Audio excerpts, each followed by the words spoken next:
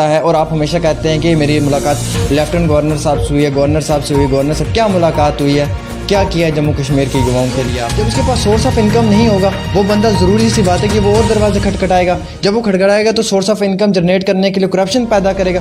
तो जो मैंने आपसे वादा किया है 50,000 नौकरियों का, मैं वो किसी को नहीं दे पाऊंगा। कि आपने युवाओं के लिए क्या किया, आपका क्या जवाब मिलेगा? क्या वादे या फिर युवाओं के साथ वही पुराने जुमले जिनकी बहुत बड़ी वैल्यू होती सर? है। पुराने वाले तो बेचारे रो रहे हैं, SRO 202 वाले, वो तो आज भी कैंपिंग चला रहे हैं, कितनी परेशानियां उठा रहे हैं। देखिए राना साहब, बात करनी चाहिए हक इंसाफ की। हमेशा फ्रंट लाइन में आके आप इनके लिए इतने प्रोटेस्ट लड़ते हो, सेंटर की सरकार क्यों नहीं सुनती है? उनको क्यों नहीं टस से मस होती है? ये स्टेट गवर्नमेंट का मामला होती अब है। नौकरियां आएंगी क्योंकि अब डोमिसाइल लॉ जो है वो जम्मू कश्मीर के अंदर आ चुका है। और ये बात आज से कई वक्त पहले मेरे इंटरव्यू में रविंद्र राणा जी ने कहा था और आज वो मेरे साथ मौजूद हैं। लेकिन मैं आपको बताना चाहूंगा कि SRO 202 ये वही मुद्दा है जिसपे आज भी युवा चाहते हैं कि इसको रिवोक किया जाए, लेकिन टस से मस नहीं होती है, ना सेंटर में और ना यूनियन टेरिटरी जम्मू कश्मीर के अंदर। यहाँ पे कमेटी भी बिठाई गई थी कहीं वहां से, लेकिन उस कमेटी का कोई काम काज सामने नजर नहीं आ रहा है। आखिरकार वो कमेटी क्यों बिठाई हुई है और उसका क्या खास कारण है यहाँ पे बिठाने का, वो सवाल भी रविंद्र राणा जी से रहेगा। इसके साथ ही साथ ये भी रहेगा कि जो नौकरियां आ रही हैं ये भी SRO 202 के अंडर आ रही हैं।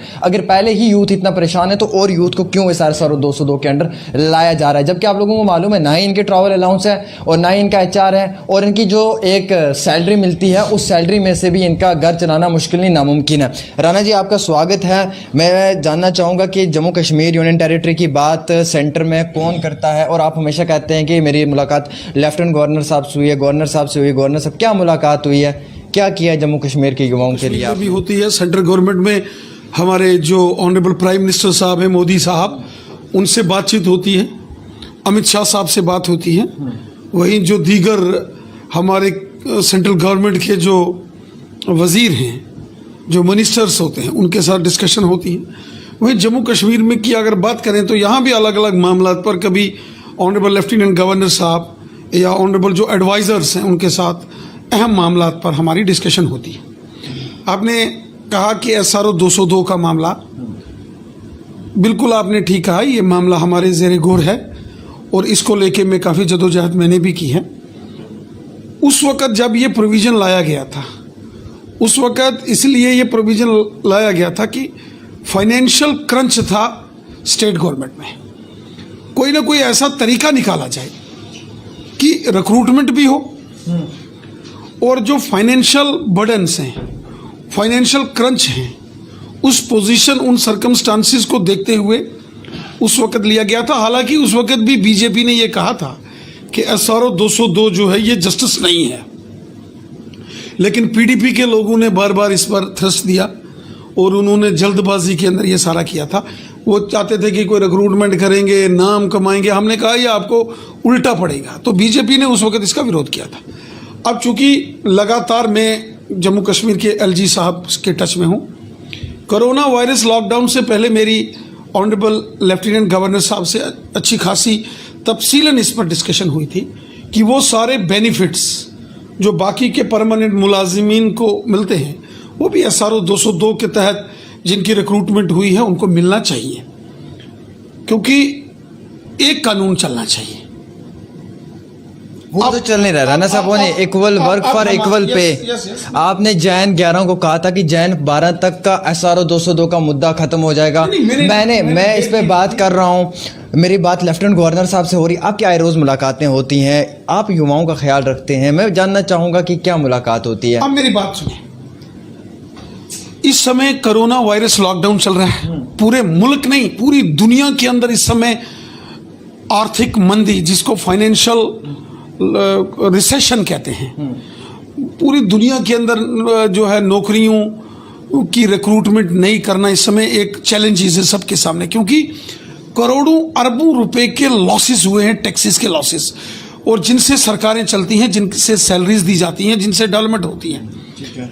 आज आप देखेंगे इतने बड़े फाइनेंशियल क्रंच जो कोरोना वायरस लॉकडाउन के चलते आर्थिक मंदी, इस पैसे का जो खसारा जो आया है, उसके बावजूद जम्मू कश्मीर गवर्नमेंट ने 10,000 नौकरियों की रिक्रूटमेंट की अनाउंसमेंट की है।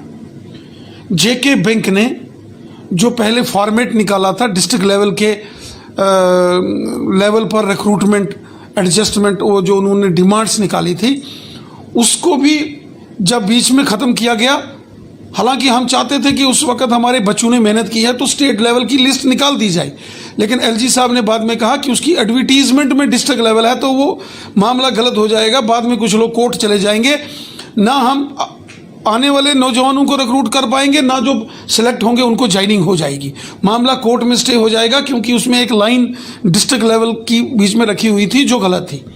तो हमने जेके बैंक के अंदर आपने देखा होगा कि 1500 के करीब बैंकिंग एसोसिएट्स की जॉब्स रिक्रूटमेंट्स निकाली हैं, तकरीबन 400 के करीब जो प्रोबेशनरी ऑफिसर्स पीओ के लिए हमने एडवर्टीजमेंट निकाली है, 10,000 के करीब इससे अलावा अलग अलग डिपार्टमेंट्स में अभी रिक्रूटमेंट्स हम करने जा रहे हैं, उसके लिए कमेटी बना दी गई है। सर और उसके साथ एक बात, उसके साथ ये एक फेजेस में होगा, हम 50,000 नौकरियां अलग अलग डिपार्टमेंट में देंगे, 50,000 से ज्यादा देंगे आप। सर 50,000 मानते हैं इस मुश्किल हालात में भी सर मानते हैं, मिलेंगे जो बहनें हमारी बेवाएं यतीम है उनको अच्छी है, मानेंगे, सराहने वाली चीज़ है कि कर रहे हैं, ठीक है, लेकिन सवाल यहाँ पर एक ही है राना साहब, मुझे इसका मुख्तसर जवाब चाहिए। प्रोबेशन पीरियड 5 साल का है, इस पर फाइट हो रही है, ट्रैवल अलाउंस वगैरह इनको नहीं मिल रहा। अब मेरी बात सुने, एक शख्स जो कश्मीर का, उसकी ड्यूटी करगिल में लगाई हुई है, उस शख्स को 25-26 हज़ार तनख्वाह मिल रही है, वो घर आने में उसका 7-8 हज़ार रुपये खर्चा हो जाता है, वहाँ पे बचे 10-15 हज़ार रुपये, वो उस 15 हज़ार रुपये में क्या अपनी बीवी बच्चों को पालेगा और क्या खुद को पालेगा? इससे करप्शन बढ़ सकती है ना राना साहब। देखिए मैं बताऊँ, इससे करप्शन बढ़ सकती है। क्यों? जब उसके पास सोर्स ऑफ इनकम नहीं होगा, वो बंदा ज़रूरी सी बात है कि वो और दरवाजे खटखटाएगा, जब वो खटखटाएगा तो सोर्स ऑफ इनकम जनरेट करने के लिए करप्शन पैदा करेगा। आपको जम्मू कश्मीर की पूरी आवाम देख रही है, आपको हर बात को सुनते हैं वो बड़े अमल से। अब यहाँ पे बात है SRO 202 की कि आपने 10,000 नौकरियाँ ले आए, बड़ा अच्छा कि जम्मू कश्मीर की आवाम खुश है जी, हम भी खुश हैं जी, बीजेपी ने 10,000 नौकरियाँ लाई हैं, सराहने वाली बात है, हम सलूट करते हैं, लेकिन SRO 202 के अंदर लाई हैं। अब ये बताओ आप कि जो पहले वाले बच्चे जो इस वक्त इतना फाइट कर रहे हैं, अब क्या करेंगे? आप उनके लिए फाइट करोगे या जो नए 10,000 लगाए इनके लिए करोगे? किन के लिए आप गवर्नर साहब से बात करोगे?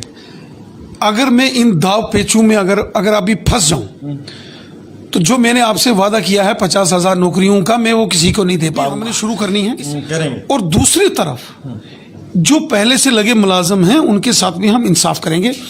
मैं इस बात से आपसे इत्तेफाक रखता हूं, सहमत हूं आपसे कि जो आज के नौजवान हैं, हाईली क्वालिफाइड नौजवान हैं, पढ़े लिखे नौजवान हैं, और उनको उनका हक मिलना चाहिए। यही नौजवान प्राइवेट सेक्टर में जाके काम करेंगे तो इससे 5 गुना ज्यादा सैलरी कमा सकते हैं। अब धीरे धीरे एक प्रोसीजर के तहत इनकी रिक्रूटमेंट हुई है। मैं रेगुलर इस बात चाहे इनका टीए, डीए, इनका HRA, इनको वो सारी फैसिलिटी मिले जो परमानेंट मुलाजम को मिलती हैं, इसके लिए मैं जदोजहद कर रहा हूं। मेरे पास रोज ऐसे सैकड़ों लोगों के फोन आते हैं, नौजवानों के, जो मेरे को इस बात को लेकर संपर्क में हैं। मैं रेगुलर गवर्नमेंट के टच में हूं। अगर मैं आपसे एक सवाल पूछूं, जी दूसरा आपने ये कहा, ये जो नौजवान हैं चाहे दूर दराज के एरिया में लगे हों, गांव में हों, शहर में हों, पहाड़ में हो, मैदान में हो, हिंदू है, मुसलमान हो, सिख हो, ईसाई हो, कोई हो, ये पढ़े लिखे, तेज तरार, वतन परस्त, हुबले वतनी और देशभक्ति की भावना से काम करने वाले नौजवान हैं। ये किसी सूरत में गलत काम नहीं करेंगे, ये लोग कभी करप्शन नहीं करेंगे, ये लोग पढ़े लिखे लोग हैं, क्योंकि इनके खून में, इनके दिल में देश के लिए मर मिटने का जज्बा है।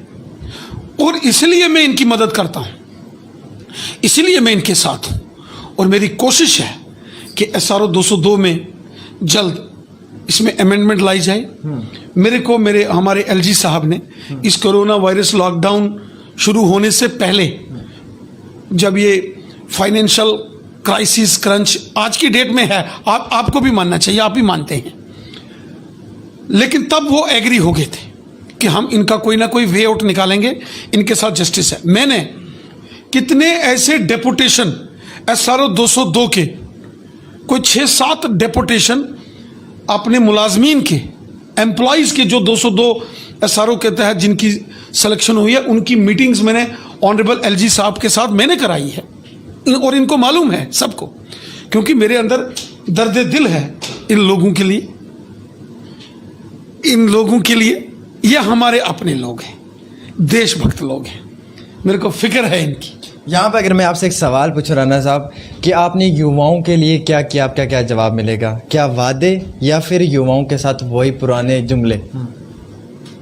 कितने नए कॉलेजेस हमने यहाँ बनाए, कितने high secondary schools, high schools, middle schools, primary schools, IIT, IIM, AIIMS जैसे इंस्टीट्यूशंस, मेडिकल कॉलेजेस जैसे बड़े बड़े प्रेस्टिजियस इंस्टीट्यूशंस, कितने बड़े बड़े प्रोजेक्ट्स।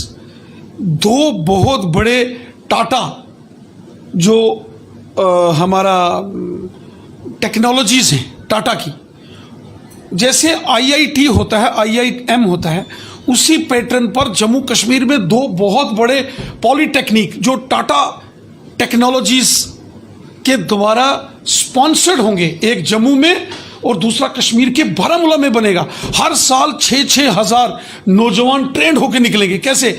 जो आईआईटी के स्टूडेंट्स होते हैं, आईआईटीज के, जिनकी बहुत बड़ी वैल्यू होती है। पुराने वाले तो बेचारे रो रहे हैं, SRO 202 वाले, वो तो आज भी कैंपिंग चला रहे हैं, कितनी परेशानियां उठा रहे हैं। देखिए राणा साहब, बात करनी चाहिए हक इंसाफ की हमेशा। नहीं ऑब्जेक्शन वाली। मैं अगर आपसे ये पूछूं, मैं आपसे राणा साहब अगर ये जवाब पूछूं कि आप जो नए 10,000 SRO के अंदर लगा रहे हो, आप इनके लिए लड़ाई लड़ोगे या जो पिछले लगाए हुए उनके लिए लड़ोगे? क्या जवाब है? कम से कम एक प्रोसीजर में मैं इस SRO में अमेंडमेंट के लिए लड़ाई लड़ूंगा, चाहे पहले लगे हैं, चाहे आज लगे हैं, चाहे आने वाले कल में लगेंगे। इस SRO के लिए इसमें अमेंडमेंट, जरूरी तरमीम लाने के लिए मैं हमेशा जदोजहद करता रहूँगा और मैं इसमें तरमीम करवाऊँगा। मेरे ऊपर आप यकीन रखें, ये आज नहीं तो कल इसमें तरमीम हम लाएंगे। मैंने ऑनरेबल LG साहब को मुतमीन किया था, मैं ईमानदारी के साथ आपके कैमरे में कहता हूं, और मैं पूरी ईमानदारी के साथ ऑनरेबल LG साहब का जिक्र करता हूं। वो भी दर्द दिल रखने वाले हमारे ऑनरेबल लेफ्टिनेंट गवर्नर साहब हैं, जिनको लोगों के लिए का बहुत दर्द है जिनके दिल में। वो आम लोगों से, गरीब, मजदूर, किसान, कोई भी LG साहब को मेल भेजता है मिलने के लिए, झट दूसरे चौथे रोज उसका नंबर लग जाता है, सबसे मिलते हैं।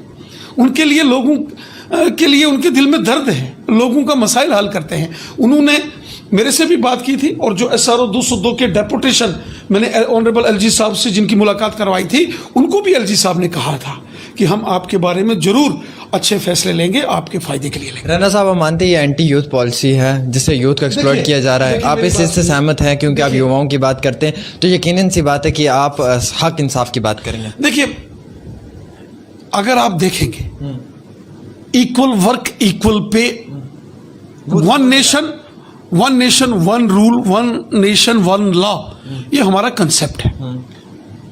बहुत सारे ऐसे मामलात बन जाते हैं कभी कभी, जैसे हमारी हुकूमत आई जम्मू कश्मीर में, हमने देखा यहां 90,000 से ऊपर डेली वेजर्स हैं, चाहे PHE में हैं, बिजली में हैं, रूरल डेवलपमेंट में हैं, एजुकेशन में हैं, अलग अलग डिपार्टमेंटों के अंदर, PWD में हैं, जिनको किसी को 500 रुपया, किसी को 250 रुपया महीना, किसी को 1500 रुपया, किसी को 4500 रुपया महीना। हमने कहा ये क्या मामला है? ये सारे लोग मेरे पास आए, खासकर जो PHE के मुलाजिम थे और PWD डिपार्टमेंट में और रूरल डेवलपमेंट में, बिजली में, PDD में काम करने वाले जो डेली वेजर वर्कर थे। जनाब, हमारा कुछ करो। मैंने असेंबली में सवाल उठाई। हमारी हुकूमत ने, मोदी सरकार ने सबसे पहला बड़ा काम किया, इन सभी डेली वेजर्स की बायोमेट्रिक की, इनके कोई साइन नहीं होते थे, इनको ऑनलाइन किया। ऑनलाइन करने के बाद इनकी बायोमेट्रिक अटेंडेंस की, आखिर ये मुलाजिम बन गए। आज इन सब की सैलरी, किसी की 500 थी जो पहले, किसी की 1500 थी, आज सबकी 6750 रुपया हर एक की सैलरी हुई। इसलिए बेचारे इतने सालों के डेलीवेज बैठे हुए हैं। नहीं, 500 और 1500 गलत था ना। हमने इनका केस लड़ा, मैंने इनके साथ एजिटेशन किया। यहां जम्मू की BC रोड में जब ये रैली करते हुए मेरे भाई, मेरी बहनें, मेरे नौजवान पूरे रियासत जम्मू कश्मीर से आते थे, कमीजें उतार उतार के हमारे नौजवान प्रोटेस्ट उस गर्मी में करते थे। मैं उस प्रोटेस्ट में शामिल हुआ था और सरकार का हिस्सा था, और मेरे को उस वक्त पूछा गया था, आप गवर्नमेंट के साथ हो, लेकिन ये गवर्नमेंट के खिलाफ प्रोटेस्ट करते हो। मैंने ये कहा था, मैं नौजवानों के साथ। आप इतने प्रोटेस्ट लड़ते हो, इनके लिए इतनी धूपों में आप आगे फ्रंट लाइन में आके आप इनके लिए इतने प्रोटेस्ट लड़ते हो, सेंटर की सरकार क्यों नहीं सुनती है, उनको क्यों नहीं टस से मस होती है? ये स्टेट गवर्नमेंट का मामला कश्मीर के लिए किए हैं, पिछले 70 सालों में नहीं हुए। ईमानदारी से अगर पिछले 70 सालों में जैसे आज मोदी सरकार काम कर रही है, माजी की सरकारों ने भी, पहले की सरकारों ने भी अगर ऐसे काम किए होते तो लोगों को आज इतनी तकलीफें नहीं होती, परेशानियां नहीं होती। प्रोबेशन पीरियड में कमी आएगी, प्रोबेशन पीरियड में कमी आएगी राणा साहब? देखिए, मैं तो कोशिश करूंगा और कर रहा हूं। ये आप कहते आए हो, होता कुछ नहीं ग्राउंड पे, ये युवा कहते हैं। कोशिश करना मेरा फर्ज है ना। क्या मैं चुपचाप घर में बैठ जाऊं? क्या मैं इनकी आवाज उठाना छोड़ दूं? जब तक ये मामला हल नहीं होगा, मैं आवाज बुलंद करता रहूंगा। मैं अपने नौजवानों के लिए लड़ता रहूंगा, क्योंकि मैं इन नौजवानों के लिए, इन लोगों के लिए हूं, लोगों को हक दिलाने के लिए हूं। मैं इनके लिए जद्दोजहद करता रहूंगा। हमारे पास 3 सिटिंग एमपी भी हैं सर, हमारे पास 3 सिटिंग एमपी भी बैठे हुए हैं इस वक्त जम्मू कश्मीर के अंदर, वो भी ये बात कर सकते हैं। आखिरकार उनके मुंह से क्यों नहीं कोई बात निकल रही है इस सब मुद्दे को लेकर? वो बोलते हैं, सबको इसकी चिंता है, सारे बात करते हैं, और आगे भी मिलकर इस बात को हम जारी रखेंगे। नेशनल कॉन्फ्रेंस की तरफ से काला कोट केस को लेकर चलते हुए भाजपा पे इल्जामात आयद किए जा रहे हैं कि ये सारा काम जो है भाजपा की तरफ से किया जा रहा है, ये जो स्टैंड वहाँ पे वो अलग है, और नेशनल कॉन्फ्रेंस का ये एक वहाँ पे एजेंडा चलाया जा रहा है। इस सबको किस तरह से आप देख रहे हैं? आप मेरे को खुद बताएं कि काला कोट में हुआ क्या, तफसीलन अपने जो दर्शक हैं, जो देखने वाले हैं, उनको जरा एक बार बताएं कि काला, फिर मैं अब जवाब देता हूँ। नेशनल कॉन्फ्रेंस काला कोट में क्या हुआ, आपने पूरी डिटेल कवर की है जी जी, आपने वो तमाम स्टोरीज आपने कवर की है जी। उसमें क्या हुआ था जी? एक नौजवान को बदतमीजी बदसलूकी की गई है, बदसलूकी की गई, और उसके साथ क्या किया गया था? बहुत बुरा हुआ है, गले में जूतों का हार डाला है। और डालने वाले कौन थे? उस नौजवान ने जो बोला है, कालाकोट का एक नौजवान, उसका जो इंटरव्यू आया है, उसने क्या बोला, खुद ही बताओ। उसने दावे किए गए हैं नेशनल कॉन्फ्रेंस पे लगाए हुए इल्जामात। अब जो वहां विक्टिम है, जिस नौजवान के साथ बदसलूकी की गई है, और जो विक्टिम है वो खुद किसका नाम ले रहा है? नेशनल कॉन्फ्रेंस के लीडरों का नाम ले रहा है कि नेशनल कॉन्फ्रेंस के एक बड़े लीडर, उन्होंने वहां इस प्रकार का वो सारा जो एपिसोड हुआ उनके इशारे पर हुआ, बकौल वो जो विक्टिम है, और उनका कोई साथी सहयोगी है, वो भी नेशनल कॉन्फ्रेंस का है। अब किसी के साथ जुल्म करे नेशनल कॉन्फ्रेंस,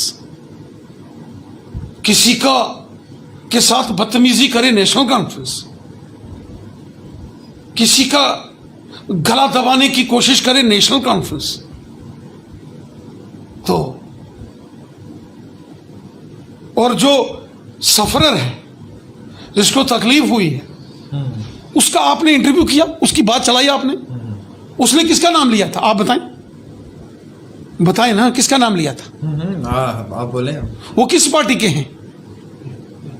बोलते रहे आप एक नामा निगार हैं, आप एक जर्नलिस्ट हैं। ये इल्जामात उनकी तरफ से आयद किए जा रहे हैं भाजपा के ऊपर कि वो जो रंजीत करके शख्स है वो भाजपा का है और उसकी तरफ से गुंडागर्दी, वो लोकल कॉन्ट्रैक्टर है। ये तो नेशनल कॉन्फ्रेंस वाले बोल रहे हैं ना। जिस आदमी को, शख्स को मारा है, वो क्या बोलता है, उसकी बात सुनो ना, वो क्या बोलता है। ये ऐसा नहीं आप है, जिसको मारा है, आप उसकी बात रखो। रहना साहब, ये ऐसा नहीं कि सियासी रंजिशें बन चुकी हैं। आप सियासी दो पार्टियों की बीच की देखिए, सियासी रंजिश आप इस प्रकार की नहीं होती है। पॉलिटिक्स में इख्तलाफात होते हैं। Politics is a battle of ideas. बंदूकें निकाल के, तलवारें निकाल के एक दूसरे के सीने पर तानना और एक दूसरे की गर्दनें उतार देना, यह पॉलिटिक्स नहीं होती है।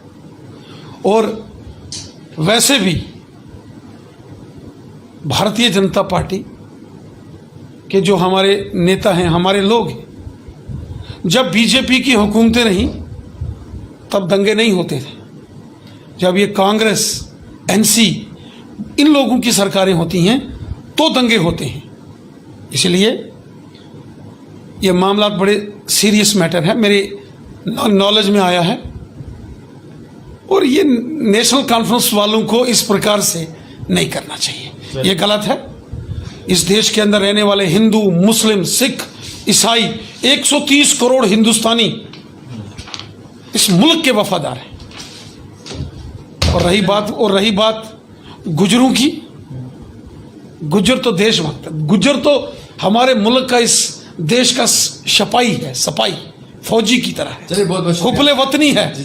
इसलिए गुजर की जितनी ज्यादा रिस्पेक्ट हो वो कम है, ज्यादा से ज्यादा होनी चाहिए। चलिए बहुत बहुत शुक्रिया बातचीत करने के लिए। खैर मेरे साथ खास बातचीत करने के लिए मौजूद थे भाजपा यूनियन टेरिटरी के प्रेसिडेंट रविंद्र राणा जी, और मेरे पास पूरा ये ऑर्डर था Jammu Kashmir general administration department की तरफ से जो आया हुआ था नोटिस, लेकिन मैंने उनमें से एक ही चीज़ निकाली, वो चैप्टर 4 निकाला, और जिसके अंदर कहा गया था कि ये जो SRO 202 के अंदर नई रिक्रूटमेंट हो रही है और इन पॉलिसीज़ को लेकर चलते हुए क्या कुछ कहना इनका है। और आपने सुन लिया कि फ़िलहाल इनका फरमाना है कि हम इस लड़ाई को लड़ते रहेंगे, इस जद्दोजहद को पाए तकमील तक पहुंचाएंगे, चाहे जितना भी कुछ होगा तो हम इस सब चीज़ पे अपनी नज़र रखेंगे। और SRO 202 के मुद्दे को लेकर जब बात हुई तो फरमाना कि इसके प्रोबेशन पीरियड में हम कमी लाएंगे और ट्रॉल अलाउंस वगैरह जो हैं इनमें भी हम जम्मू कश्मीर के युवाओं का साथ देंगे। अब देखने वाली बात है क्या ये जुमले रह के बन जाएंगे या फिर कहीं ना कहीं ये बातें ग्राउंड पर भी दिखेंगी। फिलहाल आप देखते रहे तस्कीन न्यूज़ 24/7 आमिर के साथ जम्मू से।